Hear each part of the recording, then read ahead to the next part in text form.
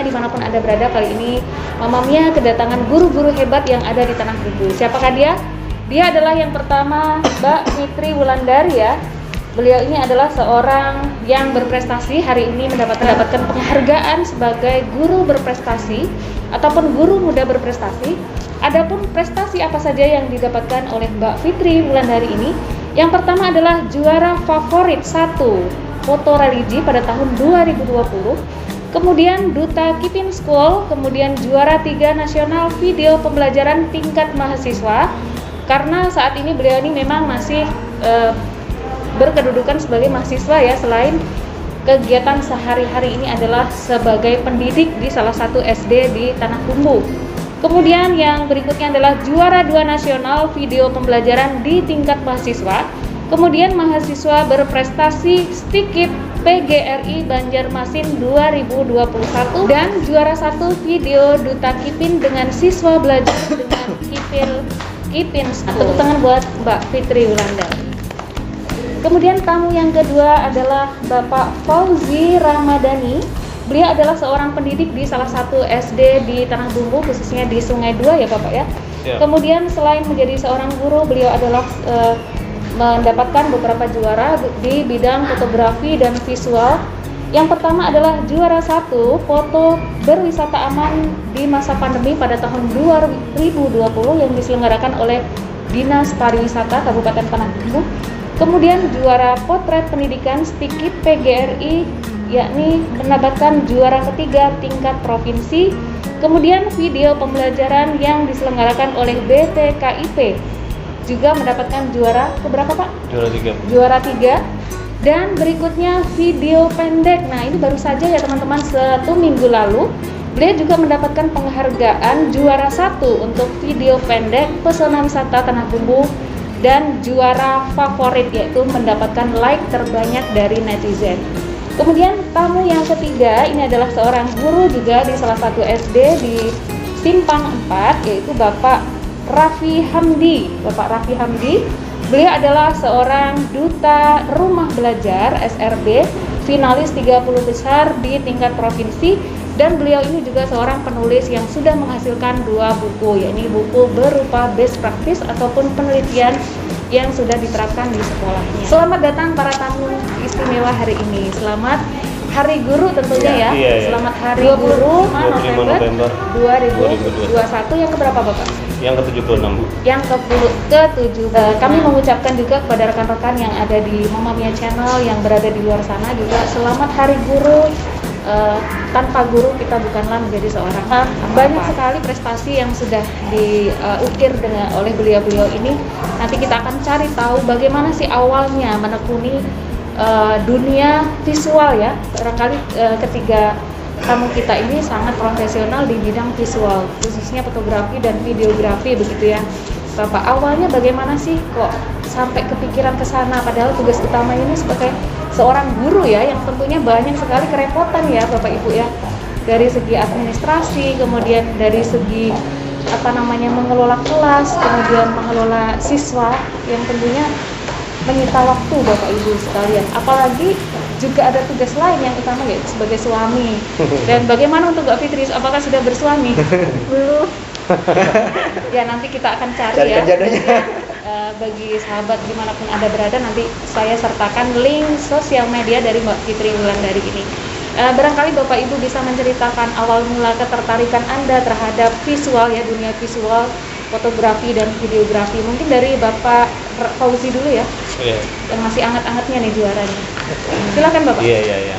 Jadi gini, awalnya kita tertarik terhadap fotografi dan videografi itu memang dari dulu-dulu kita sudah sering video anak, murid, terus kita upload, kita edit, cuma menggunakan editing berupa di HP saja Bu.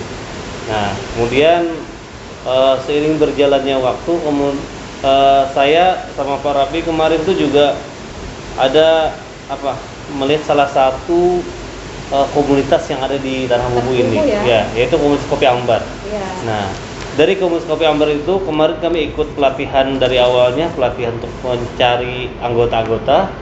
Kemudian kami ikut di sana Pak Raffi di bidang desain grafis. Iya, desain grafis, dan saya ikut di bidang videografi. Nah, dari situlah awal mula saya sangat tertarik terhadap videografi dan fotografi. Dari komunitas tersebut kami banyak belajar sekali bagaimana cara teknik dalam pengambilan foto, bagaimana teknik dalam pengambilan video serta editingnya. Nah, dari situlah kita mencari referensi, kemudian kita hunting bareng, kemudian editing dicoba di HP, dicoba di PC, dan ikut-ikut lomba, dan alhamdulillah mungkin rezekinya sampai, Pak. Ya, artinya sesuatu yang menjadi hobi barangkali Pak ya, yang kita dari otodidak yang sebelumnya ternyata menemukan lingkungan yang pas dalam hal ini. Jadi komunitas apa Pak tadi? Komunitas Kopi Ambar. Dan alhamdulillah kita semua adalah anggota dari Kopi Ambar. Salam buat Kopi Ambar. Sukses selalu. Ya, menarik sekali ya Bapak ya. Awalnya tadi dari dari iseng-iseng gitu ya, video anak murid, memfoto, akhirnya menjadi sebuah hobi yang sangat menguntungkan barangkali ya. Alhamdulillah. Yang sangat menguntungkan, dan kabarnya nih Bapak Fauzi ini juga menerima job-job ya di luar sana ya. Alhamdulillah. Alhamdulillah. Karena komunitas kami pun sekarang sudah menggunakan CP, sudah ada CP-nya. Seperti itu ya. Iya, jadi sering ada job-job dari perusahaan. Alhamdulillah. Jadi bisa membagi waktu terhadap dunia pendidikan. Artinya komunitas tidak hanya sekadar kumpul-kumpul gitu ya Pak ya, tetapi di sana ada poin lebih, yaitu untuk mencari value ya, dari menggali potensi yang ada di komunitasnya, anggota komunitasnya, dan tentunya bisa menghasilkan pundi-pundi rupiah begitu ya. Berikutnya kepada Mbak Fitria Wulandari nih. Gimana awalnya Mbak Fitri ini ya menekuni di bidang video pembelajaran yang memang sudah berkali-kali menang begitu ya Mbak ya? Apakah dimulai sejak kapan? Kemudian apakah ada semacam sekolah atau sama prosesnya dengan Bapak Fauzi, yaitu dari otodidak Mbak? Silahkan diceritakan Mbak. Jadi IPIT tuh awalnya video pembelajaran tuh di kampus memang ada mata kuliah media pembelajaran. Nah, kemudian awalnya itu kan hanya sebuah kebutuhan untuk mengerjakan tugas. Mohon maaf Mbak, kalau boleh tahu Mbak Fitri ini jurusannya apa ya? Atau memang multimedia seperti itu? Kalau waktu SMK itu jurusannya TKJ, Teknik Komputer dan Jaringan. Namun IPIT tuh dulu tuh lebih tertarik ke ngedit gitu Bu. Nah, jadi memang dari SMK itu tuh suka ngedit video. Nah, namun dulu tuh kayak video vlog-vlog aja, bukan video pembelajaran. Namun saat IPIT masuk kuliah tuh, nah di situ banyak sekali tugas-tugas ya, membuat video pembelajaran dan sebagainya. Nah, di situ IPIT mulai untuk membuat video pembelajaran. Kemudian adanya pelatihan-pelatihan seperti waktu itu yang diselenggarakan PGRI. Nah, mulai dari situ IPIT, ini menarik banget untuk meningkatkan skill untuk membuat video pembelajaran. Kemudian direkomendasikan juga sama Pak Rafi, dibimbing juga untuk ikut lomba ini PIT. Nah, namun keberuntungan IPIT di situ juga mendapatkan juara nih. Dari mendapatkan juara sekali, itu IPIT tuh jadi ketagihan gitu ya. Jadi ketagihan, ikut dan sampai akhirnya sampai hari ini berlanjut. Berarti memang keberhasilan yang sudah dilakukan oleh Mbak Fitri ini tidak lepas dengan orang-orang yang ada di belakangnya. Salah satunya adalah mentornya ada di sini. Ya. Dibimbing dari awal. Bisa jadi kedua tamu kita ini adalah mentor pian gitu ya Mbak ya. Karena kayaknya saya melihat di beberapa frame ya kegiatan itu selalu ada bertiga ini gitu ya. Kalau nggak ada Pak Fauzi, ada Pak Rafi, ada Mbak Ipit, ya bertiga ini gitu ya. Barangkali ini adalah sebuah kolaborasi yang baik gitu ya, untuk positif, artinya saling mendukung gitu ya, saling mendukung, bahwasanya Mbak Fitri memang di bagian video pembelajaran itu sebagai guru diperlukan gitu ya. Kemudian Pak Fauzi punya basic fotografi visual yang memang patut diperhitungkan. Pak Rafi ini juga tadi belum saya sebutkan ya, ada satu lagi sebenarnya keahlian di beliau ini, yaitu di bidang blog gitu ya. Pak Rafi ini memang bulan yang lalu memang diundang ya, kami undang di sekolah kami untuk mengaplikasikan sebuah aplikasi yang memang ini terkenal dengan otak-atik gitu ya, otak-atik komputer gitu ya. Tapi selain itu teman-teman, Pak Raffi ini juga punya kelebihan di bidang literasi. Jadi ada kombinasi menarik antara elektronik ataupun aplikasi kemudian kepenulisan. Makanya beliau punya blog namanya apa Pak? Jurnal Sekolah 80-an. Jurnal Sekolah 80-an. Nah, nanti kita akan cari tahu kenapa sih harus mencari jurnal ke 80-an. Pertanyaan yang pertama tadi ya, bagaimana sih awalnya Bapak ini bisa menekuni di bidang pembatik itu TIK ya, teknologi informasi dan komputer ya Pak ya? Awalnya sih dulu itu mungkin karena PTT ya. Nah, TIK dulu itu kan masih jarang nih bikin undangan. Dan dari situlah merupakan istilahnya modal hidup lah, penyuplai selain gaji. Nah, dari situ berlatih. Pas tahun berapa itu internet itu mulai masuk tanah bumbu, mulai cari-cari informasi nih apa yang bisa selain sosmed. Oh, ternyata ada blog. Nah, dari situlah awal mula belajar blog. Nah, kemudian cara mengisinya lagi bingung. Gimana nih cara isi? Oh, ternyata harus punya keterampilan menulis lagi. Nah, dari situlah terasah kemampuan menulis di blog tentang apa aja. Yang penting bisa ditulis dulu. Nah, itu sampai alhamdulillah saat ini kebetulan di 2001 tadi ini kan ada penilaian yang utama itu aplikasi ya, rasanya itu aplikasi, dan kebetulan memang hobinya utak-atik aplikasi. Nah, dibantu kawan-kawan juga akhirnya bisa masuk ke 30 besar. Karena untuk video pembelajaran masa nggak bisa kan, bukan yang bisa, nggak pedean orangnya. Mungkin bukan hobi sidik ya, bukan hobi Bapak Raffi ini ke video pembelajaran, tetapi lebih ke aplikasi. Iya, ke aplikasi. Nah, salah satu ya teman-teman, salah satu aplikasi yang diterapkan beliau dalam pembelajaran adalah penggunaan RPP berbasis Android. Dan ini aplikasi yang biasanya, aplikasi ini sangat membantu sekali oleh teman-teman pendidik dimanapun Anda berada. Nanti kalian bisa unduh aplikasinya ya, atau kunjungi blog beliau ya, kunjungi blog Bapak Raffi tadi yang akan saya sertakan di link berikut ini nanti di bagian deskripsi. Nah, semua tips-tips rasanya ada ya Pak ya di situ ya. Nah, jadi untuk memperkaya kalian bagaimana sih cara membuat RPP yang mudah. Kalau ada yang mudah kenapa dipersulit gitu Pak ya. Nah, ada sangat terbantu sekali. Ada buku yang saya dengar ini Anda juga menulis 2 buku. Kalau boleh diceritakan bagaimana sih bukunya, tentang apa? Apakah fiksi atau non fiksi? Atau berupa penelitian begitu Pak? Sebenarnya buku itu awalnya kebutuhan sih, kebutuhan dalam hal nih apa nih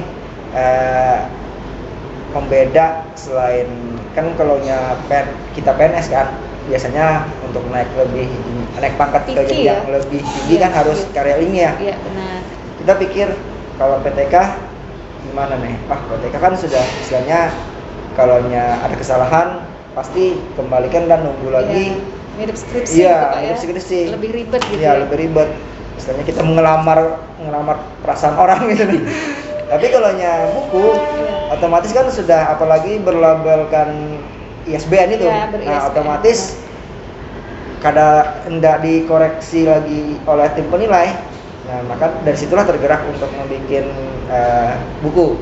Nah, bukunya itu sendiri sebenarnya kegiatan-kegiatan pembelajaran di sekolah, cuman bersifat best practice saja, pengalaman baik di sekolah, kemudian diceritakan ulang dalam bentuk buku yang sedikit ilmiah lah, gitu.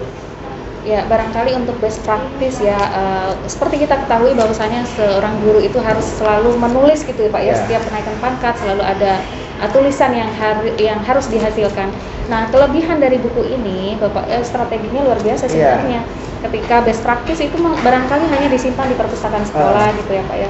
Tetapi ketika kita mendaftarkan karya kita ber-ISBN dan menjadi bentuk sebuah buku, maka akan dinikmati oleh banyak orang. Apalagi ini kita sedang tadi serah terima ya, salah satunya adalah buku Anda gitu ya. Dan mudah-mudahan nanti buku Bapak Raffi ini yang berjudul Beruang Gesit dan penerapan aplikasi apa tadi ya, itu bisa dibaca oleh rekan-rekan guru, bahkan teman-teman yang di luar sana, sehingga manfaat dari buku itu bisa dirasakan dalam kehidupan kita sehari-hari. Oh ya Bapak, kita ini kan semua guru nih. tentunya kita tahu ya masalah-masalah yang saat ini kita hadapi, 2 tahun terakhir ini kita dihadapkan dengan pandemik yang memang bukan menjadi rahasia umum ya, bahkan semua negara merasakan. Nah ini tentu saja berdampak untuk dunia pendidikan yang sudah 1 tahun kita libur gitu ya. Nah apa sih tantangan-tantangan yang ini menurut saya sangat berkaitan dengan tantangan abad 21 gitu ya. Nah bagaimana cara menghadapi ataupun tantangan, tips-tips yang Bapak Ibu lakukan selama ini ataupun ke depannya nanti pada pembelajaran abad 21 ini. Silakan, mungkin barangkali bisa dimulai dengan Bapak siapa, silakan. Iya. Mungkin di abad 21 kita memasuki era 4.0, ya kan? Ya. Artinya semua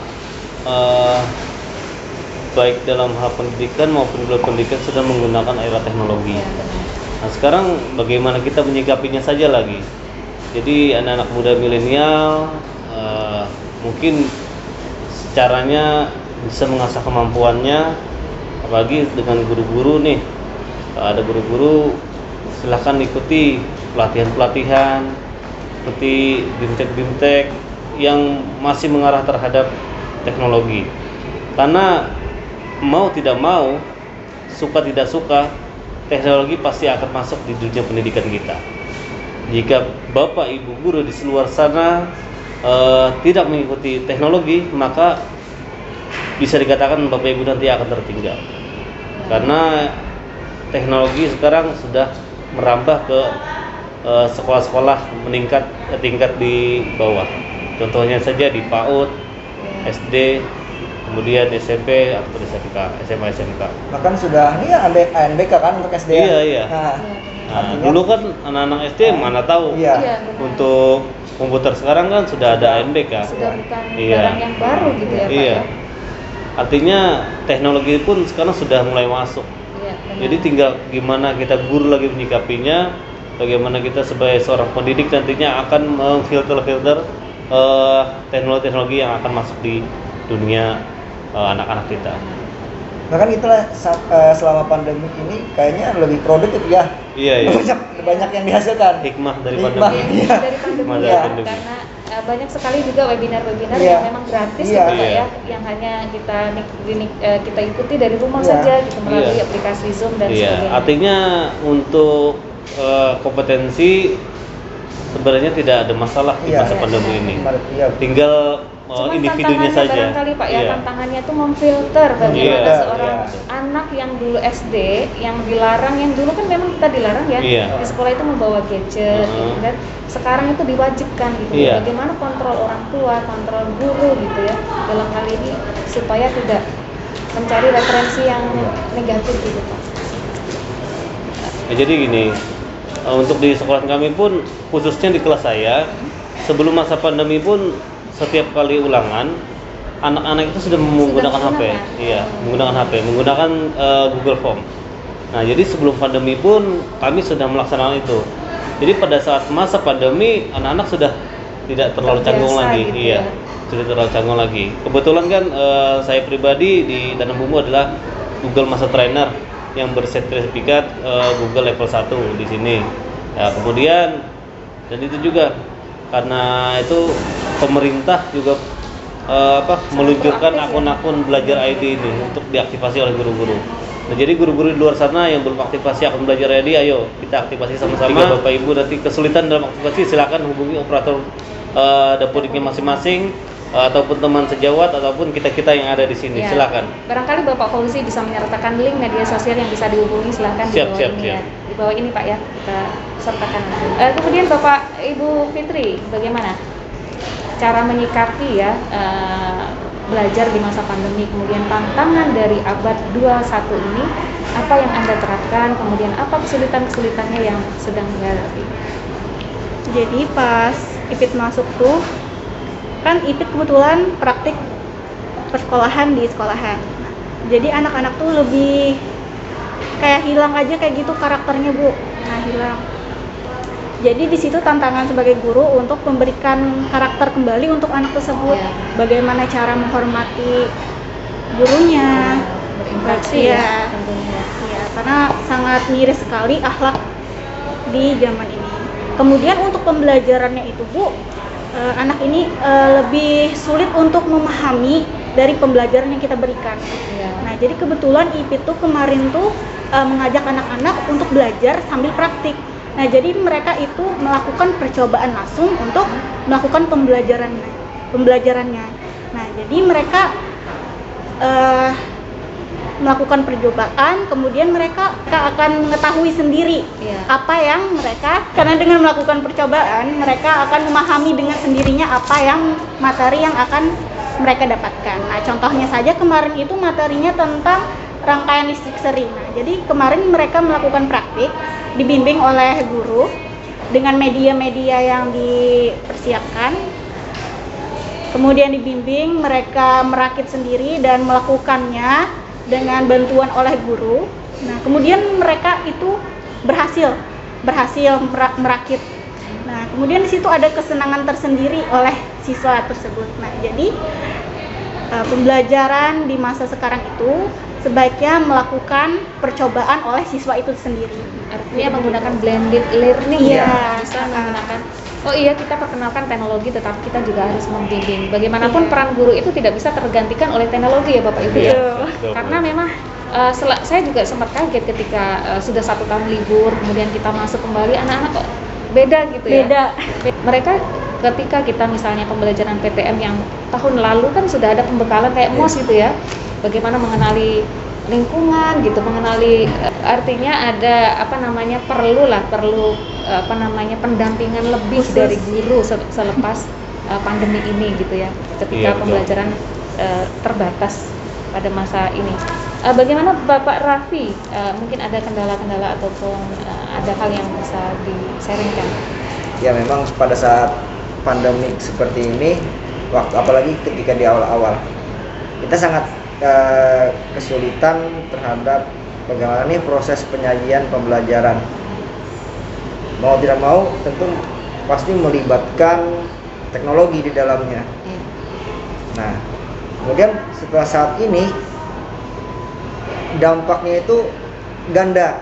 Selain dampak dari penggunaan teknologi yang berlebihan, Iya, benar. pola pikir anak pun juga berubah. Iya. Dalam artian Dewasa dikit iya, ya? dewasa sedikit. Lebih dewasa ya? Kemudian ya termasuk tadi tuh akhlaknya juga kurang karena apa? Lebih banyak terpengaruh oleh teknologi tadi. Iya, benar. Nah, mungkin disinilah kita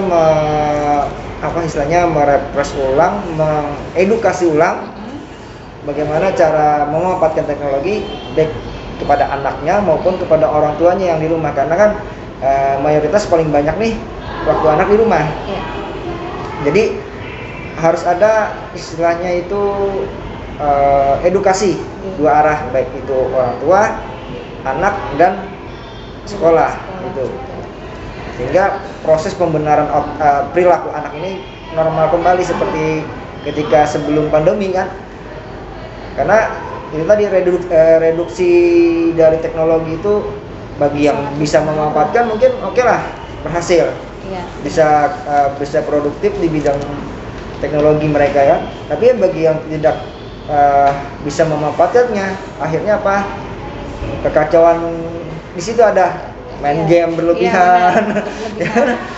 Nah, itu Seringkali banyak pengaduan ketika orang tua ya, ketika anaknya dipanggil ke sekolah karena tidak pernah mengerjakan tugas. Ternyata apa jawaban orang tua? Jawaban orang tua adalah anak saya sudah memberikan fasilitas kepada anak saya gitu. Iya. Dan saya pikir mereka tuh belajar di kamar, ternyata mereka tuh main game gitu ya. Terbukti kenapa?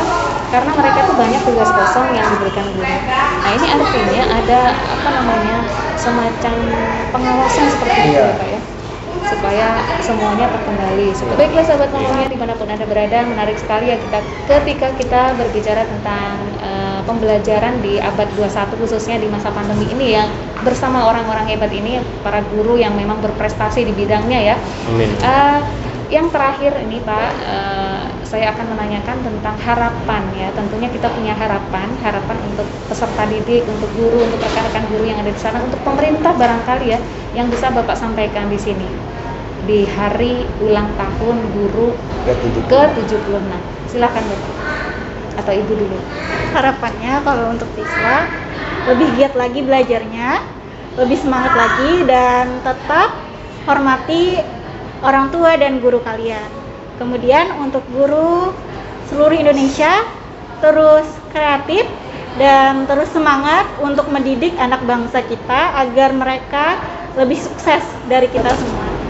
Harapan kami harapan kami sebagai pendidik di khususnya Kabupaten Tanah Bumbu, kami harapkan dari stakeholder dan pemerintah daerah serta organisasi provinsi ini bisa saling bekerjasama di bidang untuk meningkatkan kompetensi pendidikan baik itu peserta didik maupun siswanya.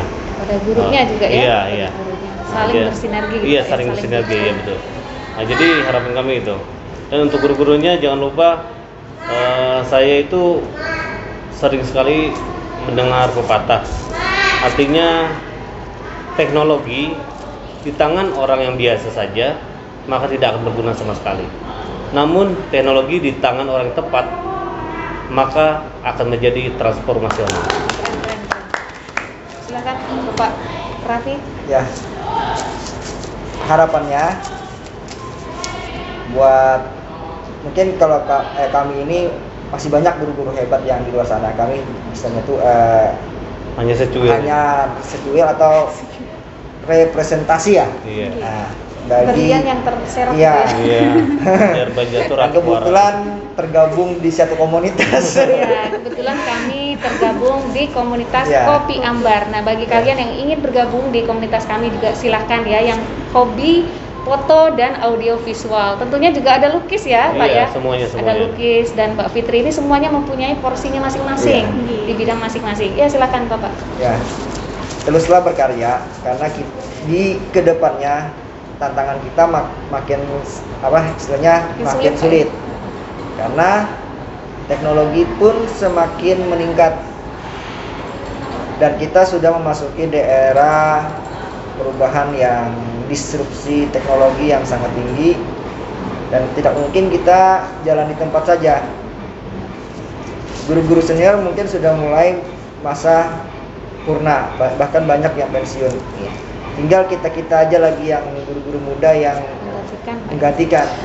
Dan tantangan kita pun tentu lebih besar karena perbedaan zaman.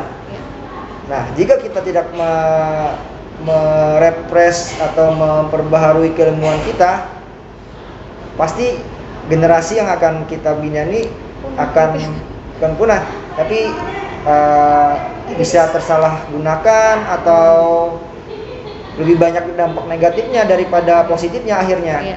Nah itu yang dikhawatirkan. Jadi mari kita menambahkan kemampuan, nambahkan ilmu, enggak saling berkolaborasi antar sesama untuk meningkatkan pemahaman kita dan kemampuan kita dalam pendidikan dan teknologi pendidikan tentunya.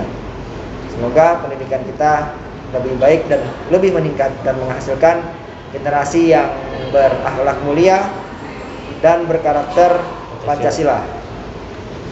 Satu lagi Bu, saya ini tertarik dengan kata-kata yang ada di Galeri Gambar Tanah Bumbu. Ya, gimana ada Pak? itu admin Galeri Gambar Tanah Bumbu memposting gambar ya. Dan ada captionnya, guru yang hebat bukan guru yang sering naik podium, tapi guru hebat adalah guru yang sering menaikkan siswanya ke podium. Dan barangkali kita adalah seorang fasilitator ya, barangkali ya. Kita itu tidak akan pernah, kita sebagai guru tidak akan pernah iri, tidak akan pernah ingin menjadi lebih, tetapi bagaimana yang kita bina itu nantinya bisa lebih dari kita, gitu ya Pak ya. Dan akhirnya terima kasih kepada tamu istimewa saya hari ini, rekan-rekan guru berprestasi tentunya di bidangnya masing-masing. Selamat Hari Guru tanggal 25 November 2021 yang ke-76.